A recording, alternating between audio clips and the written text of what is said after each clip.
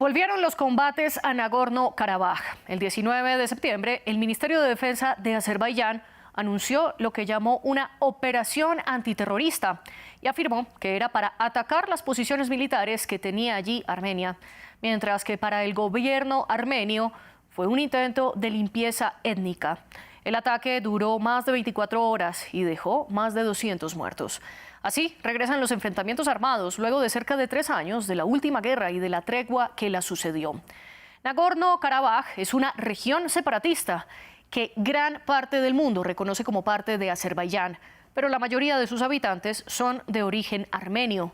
Luego de la disolución de la Unión Soviética, Karabaj declaró su independencia en 1991 y desde entonces tiene un gobierno autónomo que cuenta en mayor medida con el apoyo político, económico, militar de Armenia.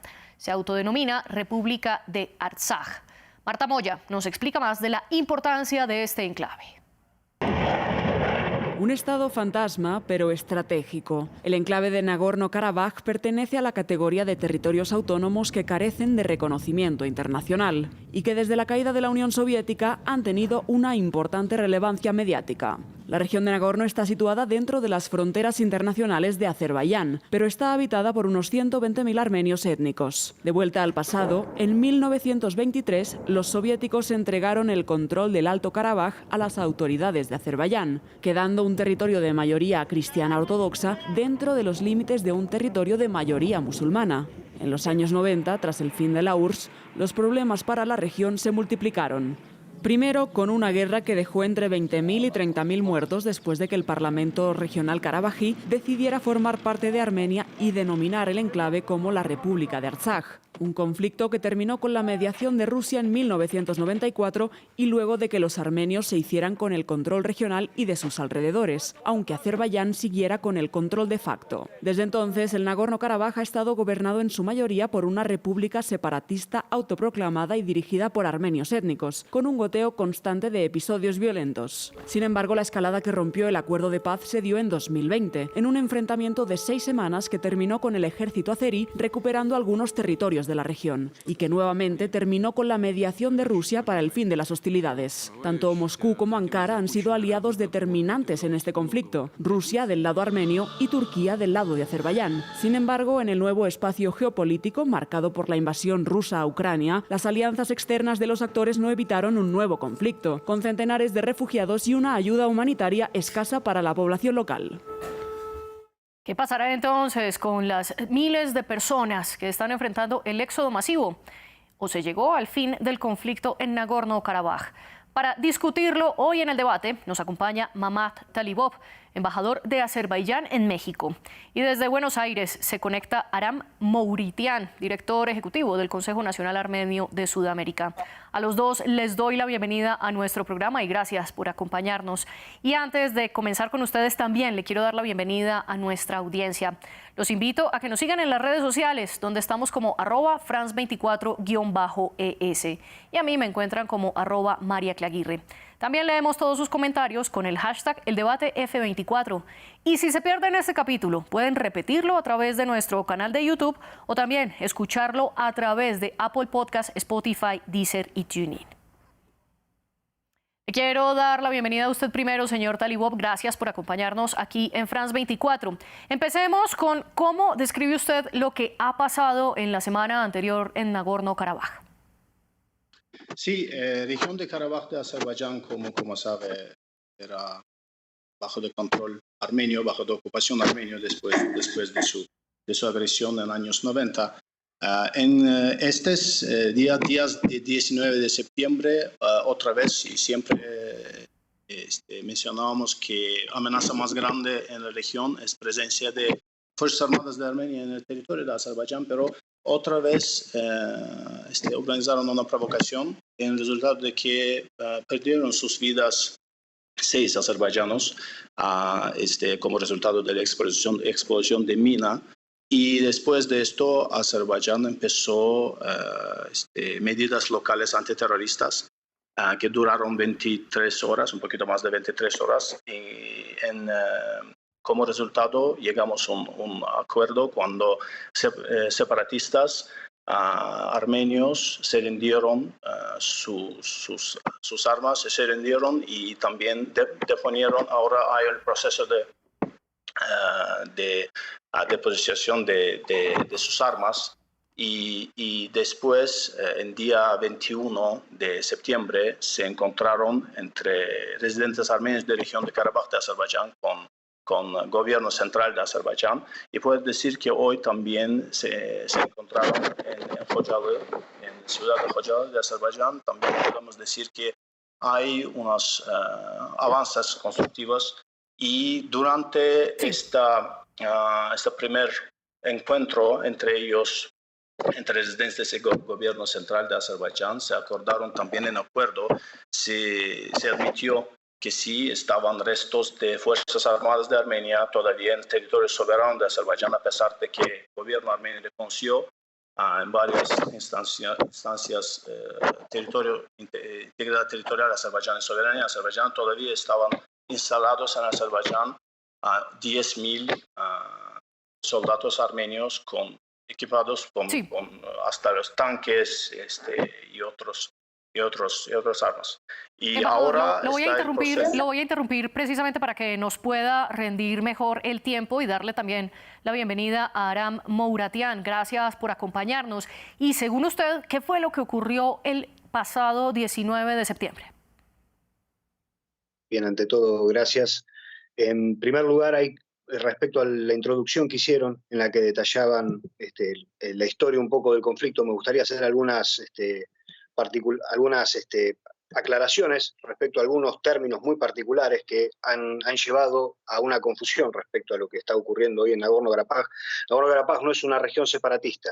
Nagorno-Karabaj es una república autónoma que declaró su independencia utilizando los mismos mecanismos, como tuvimos oportunidad de aclarar en la entrevista anterior, que el resto de las ex repúblicas soviéticas. ¿Sí? Es un territorio en disputa para la comunidad internacional. Testigo de esto es no solo los principios de Madrid y todos los acuerdos que fueron parte de las negociaciones en los últimos años hasta la guerra de 2020, sino el trabajo del Grupo Minsk de la Organización para la Seguridad y Cooperación Europea, que lo entendía como tal y buscaba una resolución pacífica del conflicto. Es decir, Azerbaiyán no solo ha violado todos los principios de estas negociaciones, sino los principios del derecho internacional y de los derechos humanos. Lo que tenemos no es un reconocimiento del conflicto o un nuevo inicio de la guerra, sino una agresión que tuvo como objetivo población civil y que tiene por objetivo final exterminar y limpiar, producir una limpieza étnica en la región de Nagorno-Karabaj. En primer lugar, hacer esta consideración que me parece muy importante para comprender el conflicto, porque aquí lo que no hay una contradicción entre la autodeterminación de los armenios de Artsaj y el principio de integridad territorial de Azerbaiyán. Azerbaiyán lo que está llevando adelante es una guerra de ocupación y un proceso de limpieza étnica. Tenemos hoy 120.000 armenios que son rehenes del ejército azerí. Estamos recibiendo todavía informes de violaciones a los derechos humanos, ejecuciones sumarias, abuso a los civiles. Y es importante destacar esto: Armenia es una entidad separada, es la República de Armenia, sobre la que Azerbaiyán viene ocupando más de 150 kilómetros cuadrados de su territorio. Retiró sus tropas de Nagorno-Karabaj en el año 2021. Insisto, una cosa es las tropas armenias y otra cosa es el ejército de autodefensa de la República de Artsaj o de Nagorno-Karabaj. Sí, lo voy a interrumpir, Aram, y le voy a hacer un llamado tanto a usted como a Mamad a que podamos respetar los tiempos, más o menos que cada respuesta pueda ser entre 1 minuto, 1 minuto y medio, para poder tener la discusión que queremos. Lo voy a interrumpir ahí y muy brevemente quiero pedirle a Mamad que nos explique desde el lado y la visión de Azerbaiyán cuáles son las causas históricas, cómo llegamos a este momento entre los conflictos entre Armenia y Azerbaiyán. Miren, es muy importante entender que puede ser que el señor Mouratian no está enterado mucho porque no está parte del gobierno armenio, pero el gobierno armenio no es territorio en disputa. El gobierno armenio reconoció Karabaj como territorio soberano y integral de Azerbaiyán. Ahora, ya estamos hablando de una situación cuando sí tenemos de usar ese tipo de debate no para hacer unas acusaciones infundadas y todo, pero muy importante ahora llegar para buscar una solución. Por ejemplo, hoy en Hankendi, el centro de región de Karabaj, Azerbaiyán, se conectó de la red eléctrica de Azerbaiyán. Ya se proporcionó asistencia humanitaria. Ya tenemos muchos vídeos donde se puede ver que como armenios hablan en azerbaiyano con azerbaiyanos y ven. Hoy se propuso también para organizar para trabajar entre médicos armenios y médicos azerbaiyanos, para ayudar a ellos que sufrieron o algo. Y es muy importante entender que toda esta región que estamos hablando era ocupado por parte de Armenia, y unas gente que 10 veces son mayor de cantidad de armenios de hoy en Karabaj, quiere decir 1 millón de azerbaiyanos estaban expulsados de esos territorios, todavía están expulsados de esos territorios y quieren regresar a territorios de Azerbaiyán. Ahora Azerbaiyán tiene también otra tarea que es muy importante: desminación, reconstrucción, revitalización de la región y regreso de los azerbaiyanos, para que viven azerbaiyanos y armenios en Azerbaiyán, en un espacio constitucional de Azerbaiyán, como este es nuestro ahora objetivo máximo. Creo que tenemos que hacerlo juntos. Entonces, yo creo que el gobierno de Armenia también tiene que dejar sus infundadas ataques y campañas de difamación contra Azerbaiyán, y ya mano a mano trabajar juntos para llegar a una paz definitiva en la región. Y no es el territorio de disputa, reitero, es el territorio soberano de Azerbaiyán, reconocido por todo el mundo, mismo por República de Armenia. Y a propósito, Aram, de lo que nos está diciendo Mamad, él afirma que Armenia ya reconoció que Nagorno-Karabaj es un territorio de Azerbaiyán. Al respecto, en la tregua que se logró en 2020, muchas críticas dentro del mismo gobierno de Armenia y dentro de la misma población de Armenia es que el primer ministro fue obligado a perder la guerra o a rendirse, y en ello reconocer a Nagorno-Karabaj como parte de Azerbaiyán. ¿Qué respondería usted al respecto? Bueno, tiene que ver con lo que dije en un principio. Independientemente de lo que diga el primer ministro armenio, después habrá que discutir la validez y la legalidad que tienen esas declaraciones, que fueron solo eso, declaraciones. Lo que no estamos entendiendo acá es que Armenia jamás ha tenido pretensiones territoriales sobre Azerbaiyán. Esto es lo central del conflicto. Estamos hablando de un tercer actor, que es la República de Artsaj, que tiene sus propias autoridades, que elige sus propias autoridades, y cuyos ciudadanos armenios, al igual que los de la República de Armenia, eligen a su presidente y a su primer ministro. Este es el actor que ha faltado en las negociaciones siempre por presiones de Azerbaiyán, y es el actor que están intentando exterminar por completo de esta región. Armenia nunca tuvo pretensiones territoriales sobre Azerbaiyán. Lo que hay es una república independiente que se declaró independiente con los mismos principios y las mismas normas que el resto de las 6 repúblicas soviéticas.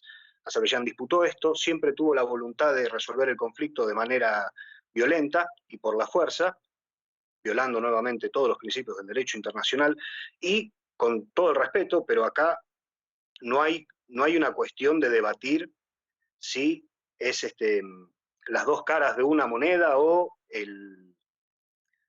las dos versiones de un mismo hecho. Acá estamos viendo un proceso de limpieza étnica en curso, ¿sí? Esto es similar a poner a discutir a un agente del nazismo con una víctima del Holocausto, cuál de las dos miradas es la que más se acerca a la verdad, y esto no es así. Acá tenemos un claro agresor, como lo ha dicho el presidente Emmanuel Macron también, en declaraciones posteriores al inicio de los ataques. La comunidad internacional reconoció la agresión de Azerbaiyán sobre este territorio, además de la ocupación de territorio soberano de Armenia y las nuevas amenazas de guerra que hay. Pero es muy importante entender esto: hay un tercer actor que no es la República de Armenia, que es la República de Artsaj, y cuya existencia y la de sus habitantes corre peligro. Han pasado, y con esto ya termino, el ejército azerí y el gobierno azerí ha matado de hambre y de frío durante 9 meses en un bloqueo criminal ilegal, contrariando los propios documentos que ellos firmaron a esta misma población, a la que sometieron a un ataque salvaje el pasado martes 19 de septiembre. Precisamente quiero hablar de ese bloqueo, porque desde diciembre de 2022, como usted bien lo dijo, Azerbaiyán bloqueó el corredor de Lachin, que es el que comunica a Nagorno-Karabaj con Armenia y que queda al oeste de este territorio. Ahora, después del ataque del 19 de septiembre, Azerbaiyán abrió la carretera de Agdam, que conecta a Nagorno-Karabaj con Azerbaiyán y no con Armenia. Mamad, ¿cómo entender por qué o cómo justifica usted este bloqueo que, como bien lo decía Aram, ha durado más de 9 meses en los que se cortó la principal vía de suministro de alimentos, de medicinas para 120.000 habitantes? Sí. Bueno. Sí, lo escuchamos, adelante. Sí, bueno, primero es muy importante de dejar de tergiversar y dejar de decir narrativos que no son legítimos. Señor Mauritán ahora cuestionó antes hasta legitimidad del primer ministro de Armenia. Entonces, después, ¿qué podemos decir? Primero, dice el señor Mauritán que no tenía ningunos reclamos territoriales a Armenia, pero es controverso porque estaba diciendo que el ejército de Armenia estaba en el territorio de Azerbaiyán por 30 años. 30 años, 20% de Azerbaiyán estaban bajo ocupaciones. Tenemos que dejar de mentir. Tenemos que ser honestos. Lo interrumpo para sí. que nos pueda responder sobre el bloqueo puntual. Ok, no hay ningún bloqueo. Es el punto de control fronterizo que Azerbaiyán, por ejemplo, que Armenia, Francia, todo el mundo tiene en sus fronteras, también Azerbaiyán en sus fronteras internacionalmente reconocidas tiene, y se puede ver diariamente miles o cientos de personas que usan esta ruta. Y esta ruta es, claro que esta ruta estaba abierta por 2,5 años, pero ¿qué hemos visto? Que mal usaban esta ruta para sacar de recursos naturales de Azerbaiyán, para infiltrar los militares armenios, infiltrar terroristas, infiltrar armas. Entonces, eso ya es el pasado. Tenemos que trabajar ahora juntos para, como dijo hoy nuestro presidente, que los residentes de la región de Karabaj son ciudadanos de Azerbaiyán, independientemente de su nacionalidad. Y la seguridad y los derechos de estas personas serán garantizados por el Estado azerbaiyano. Armenia, cuando atacó a Azerbaiyán, cuando 15% de población azerbaiyana estaba expulso de sus hogares, nunca hizo nada para garantizar, por ejemplo, sus derechos. Pero ahora, a pesar de que sufrimos todo esto, sí extendimos nuestra mano porque tenemos que trabajar juntos y dejar señor Mauritán está afuera de Armenia, pero armenios y azerbaiyanos necesitan el paz, señor Mauritán. Entonces tenemos que dejar de tergiversar, dejar estos reclamos territoriales contra Azerbaiyán, dejar de decir las cosas que no son de verdad y ya mano a mano trabajar para el paz, reconociendo integridad territorial de Armenia y Azerbaiyán. Azerbaiyán tiene sus territorios, Karabaj es territorio de Azerbaiyán, todos estos reconocen y nosotros vamos a revitalizar esta región para que armenios y azerbaiyanos viven en paz allá. Armenios que respetan el derecho de Azerbaiyán. Muchas gracias. ¿Qué replica usted al embajador? No, para empezar, es difícil creer que Azerbaiyán pueda garantizar los derechos y la seguridad de los armenios de Artsaj cuando es el mismo Estado que los atacó en 2 oportunidades, los viene matando de hambre hace 9 meses, y permítanme recordarles que el inicio de la guerra en 1991 tiene que ver con los pogromos en las ciudades de Bakú, Sumgait y Kirbabad, donde fuerzas paraestatales fueron casa por casa y barrio por barrio de armenios, masacrando, violando y asesinando mujeres, ancianos y niños. Eso, el embajador hablaba de refugiados, bueno, provocó la huida de 400.000 armenios del territorio de Azerbaiyán en la época soviética. Este hecho fue lo que desató el movimiento de autodefensa de Nagorno-Karabaj, que proclamó la República de Artsaj. Insiste con no ni siquiera nombrar a este actor que es tan relevante en este conflicto y cuyos derechos son los que están en juego. Y un detalle más, veo difícil que Azerbaiyán pueda garantizar los derechos y la seguridad de los armenios de la República de Artsaj, de Nagorno-Karabaj, cuando no puede ni siquiera garantizarlos de sus propios ciudadanos, que son perseguidos, todos aquellos que se oponen al régimen del presidente Ilham Aliyev son perseguidos, son encarcelados. No son indicadores que me gusten, pero Freedom House tiene su propio registro de las violaciones a los derechos humanos, a la libertad de prensa en Azerbaiyán. pueden buscar el indicador que gusten, independientemente de si yo miento o no, no tomen mi palabra, tomen la resolución de la Corte Internacional de Justicia, que claramente declaró que había un bloqueo en 2 oportunidades, en febrero y en julio de este año, Sí. y le ordenó a Azerbaiyán garantizar el paso. Muy brevemente, quiero trasladarle al señor Talibov una pregunta que usted hace. Señor Talibov, ¿su gobierno reconoce a la República de Artsaj? Es el pregunta que mi gobierno es una broma o qué? Claro que no. Estoy diciendo ahora varios minutos que todo el mundo, incluso Francia, incluso Armenia misma, reconoce ese territorio como territorio de Azerbaiyán. Y ahora estaba diciendo señor Muratian, entonces puedo poner una pregunta. ¿Qué estaban haciendo? ¿Por qué hicieron esto a mi país? Destruyeron todo el 20% de mi país, así ciudades fantasmas. ¿Dónde están esos azerbaiyanos? ¿Dónde están? Entonces, decir ahora que Armenia, a pesar de 4 resoluciones de la ONU, que por 30 años exigían a Armenia para salir de los territorios azerbaiyanos, entonces, yo no soy aquí para hablar de esto, de verdad es nonsense, de hablar acusaciones y llegar al... Ahora tenemos que hacer algo para ayudar a la gente, a Azerbaiyán y Armenia para llegar al paz. Esto que estoy diciendo.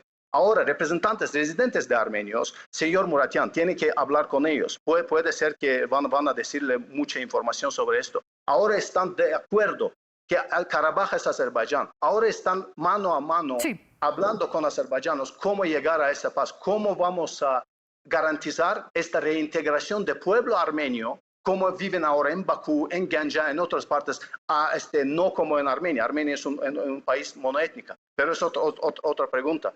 Entonces, azerbaiyanos ahora con armenios tenemos que garantizar esta reintegración a espacio constitucional de Azerbaiyán y vivir en el paz. Esto es que tenemos que hacer, señor Muratian, no llegar a la historia toda vez y no tergiversar todos los hechos históricos. Y como usted bien lo dijo en este debate, por supuesto no vamos a llegar a consensos en los que durante más de 20 años tampoco se han logrado. Cambio entonces el enfoque de nuestro programa y nuestra discusión, Aram, para preguntarle por los actores internacionales que también están aquí relacionados con Turquía, apoyando sobre todo militarmente a Azerbaiyán, y Rusia apoyando históricamente más a Armenia, aunque desde el acuerdo de paz y que se pactó en 2020 ha tenido gestores de paz o fuerzas de paz en el territorio. ¿Cómo interpreta usted, señor Mouratian, el papel de Turquía y Rusia, y si los hechos recientes cambian lo que estos actores van a hacer? Bien, lo que hay que tener muy claro, primero, independientemente de cualquier análisis geopolítico que se esté haciendo, y contestándole muy brevemente a la última declaración del embajador, acá no se trata, independientemente del análisis geopolítico, está la vida de 120.000 personas en riesgo, ¿sí? Y parte de eso tiene que ver con la ofensiva del ejército azerí y con el bloqueo. No hay diálogo posible, acá lo que hay es una extorsión y buscar los medios para tratar de salvaguardar a esas 120.000 personas. Ya sea con la Fuerza de Paz Rusas, una presencia internacional, o con su éxodo a Armenia, que va a terminar en el resultado deseado por el gobierno de Aliyev, que es un Nagorno-Karabaj, una república de Artsaj sin armenios. Respecto al rol de Turquía, está claro que desde la guerra del 2020 y mucho antes también ha sido siempre el principal promotor de este conflicto y de esta forma de resolver el conflicto por la vía armada. Turquía tiene pretensiones de influencia en el Cáucaso. Esto no se termina con la cuestión de Nagorno-Karabaj. Turquía tiene pretensiones respecto al corredor de Zangezur, que es entrega de territorio soberano de Armenia a Azerbaiyán, que conectaría eventualmente Turquía, Najicheván y Azerbaiyán. Rusia, independientemente de haber logrado el cese al fuego en el 2020, no se ha comportado como un aliado con Armenia en lo que tiene que ver con el conflicto. Así que el avance turco será probablemente o en detrimento o en cooperación con la presencia rusa en el Cáucaso. Todo lo que ha hecho Azerbaiyán desde el principio tiene que ver con el apoyo de Turquía, que ha apoyado militar, económica y diplomáticamente estas operaciones. Señor Mamadi, ¿cómo interpreta usted el apoyo de Rusia y de Turquía? Sí, Rusia y Turquía ambos son socios importantes en la región. Puede decir que ambos son países que nos ayudaron también durante en el proceso de normalización de nuestras relaciones con Armenia. Ahora, Rusia, uno de los mediadores en últimos meses también, que nos dio plataformas para tener ese proceso de normalización con Armenia. Y claro que sabemos que Rusia es uno de los aliados más importantes, oficialmente más importantes aliados de Armenia. Y yo creo que en este caso, muy importante ahora, teniendo en cuenta que también Rusia es el único país que está en la región, porque de acuerdo de declaración de 2020, Rusia tiene contingencia de pacificadores, y ahora tenemos que escuchar de qué dicen los pacificadores en la región. Por ejemplo, mismo como dijo el primer ministro de Armenia, pacificadores también dicen que no hay ninguna, oficialmente lo reitero, no hay ninguna limpieza étnica y el proceso gradualmente, paulatinamente, va a ser controlado y está controlado por el gobierno de Azerbaiyán para la reintegración del pueblo armenio. Y otra vez reitero que representantes de esos residentes, sus representantes han tenido también otra reunión con azerbaiyanos, no tienen ningunos problemas, y armenios que quieren vivir en Azerbaiyán, pidiendo ciudadanía azerbaiyana, respetando derechos de Azerbaiyán, leyes de Azerbaiyán, van a estar en Azerbaiyán, vivir sin ningún problema, como ciudadanos iguales de Azerbaiyán. Señor Talibov, el próximo 5 de octubre, tanto Azerbaiyán como Armenia enviarán delegaciones para negociar en Granada, España. ¿Cuáles son los puntos que presentará el gobierno de Azerbaiyán como inamovibles? Sí, hay el proceso de normalización. Es que este proceso no tiene nada que ver con el Karabaj o el tema que platicamos ahora, porque el tema de Karabaj es tema interno de Azerbaiyán.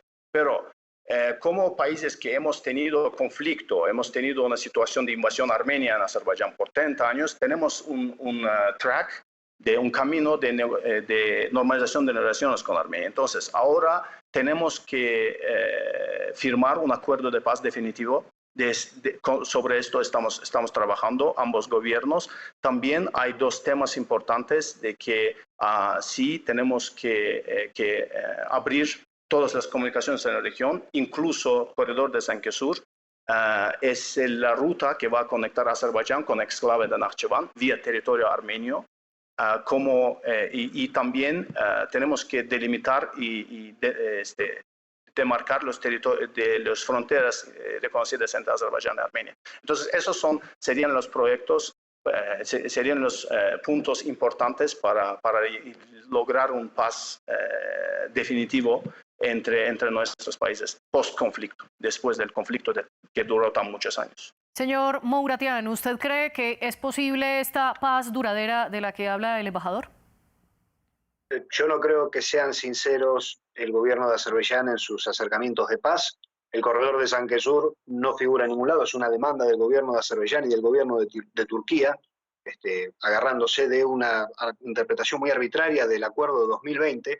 Es una demanda que va a implicar concesión de soberanía a Armenia, una nueva guerra, y insisto, lo más importante acá es que estamos muy lejos de la paz, estamos viendo un proceso de limpieza étnica en curso, no hay paz posible. La única paz que vamos a ver es la de los cementerios. Entonces, me parece un poco difícil imaginar un escenario de paz en el que es a costa de la vida de 120.000 personas, de la destrucción del patrimonio histórico-cultural, la soberanía de Armenia y sus territorios y las nuevas amenazas que puedan alcanzar. Y para ir cerrando, el gobierno de Armenia calcula que podría recibir a más de 40.000 refugiados de los 120.000 habitantes que están en Nagorno-Karabaj. Al respecto, señor Mouratian, ¿cuáles son las consecuencias humanitarias y qué está pasando, según su visión, hoy por hoy para los habitantes de Nagorno-Karabaj? Bien, independientemente de la logística que implique de trasladar a 120.000 personas, que es mucha, y la infraestructura que requiere para recibirlas, es una primera etapa. Ahí todavía no tenemos datos certeros de cuántos son los muertos, los heridos, las atrocidades que ha cometido el ejército azerí en esta nueva ofensiva, cuál va a ser el destino de los residentes de Artsaj que todavía no pudieron o irse o están en camino de irse o no van a poder salir, no lo sabemos. Estamos a merced de la discreción del gobierno y del ejército de Azerbaiyán y la intervención de la comunidad internacional para asegurar la vida y la seguridad de estas personas. Y señor Mamad, ¿cómo describe usted la situación humanitaria de estas personas? Desafortunadamente yo veo que diáspora armenia en Argentina está en una realidad completamente diferente, porque según las informaciones oficiales, reitero, oficiales de Armenia, no hay ninguna limpieza étnica en la región. También se puede ver diariamente en los vídeos que son diarios que residentes armenios que quieren salir de Karabaj salen sin ningún problema, algunos sí se quedan, y oficialmente, señor Muradian, hay información por parte de los separatistas, de los residentes de la región de Karabaj, que hay durante últimas medidas antiterroristas, murieron 10 civiles. Es 5% de todos los que murieron. Es muy lamentable, pero no había ningún ataque contra los civiles. Atacaron muy precisamente, hay varios vídeos, solamente instalaciones de militares de los terroristas en la región, ilegales. Ahora estamos, otra vez, en proceso de reintegrar pueblos residentes armenios y lo estamos haciendo con los representantes de los residentes armenios que estamos en las consultaciones con ellos, están con consultación del gobierno central de Azerbaiyán para reintegrarles en la región. No hay ningún problema humanitario ahora porque también Azerbaiyán se presentó algunas asistencias humanitarias y lo puedo decir otra vez oficialmente porque yo soy, en diferencia del señor Muradian, sí, representante oficial de mi gobierno, puedo decir que armenios residentes de región son ciudadanos de Azerbaiyán y Karabaj es Azerbaiyán. Gracias. Y como lo puede ver nuestra audiencia, no hay consenso, sin embargo este debate lo trajimos precisamente para que ustedes puedan ver las dos visiones. Mamad Talibov y Aran Mouradian, gracias por acompañarnos en el debate y también muchas gracias a nuestras productoras Laura Garzón, Jennifer Guevara y Tania Herrera. Ustedes sigan viendo France 24.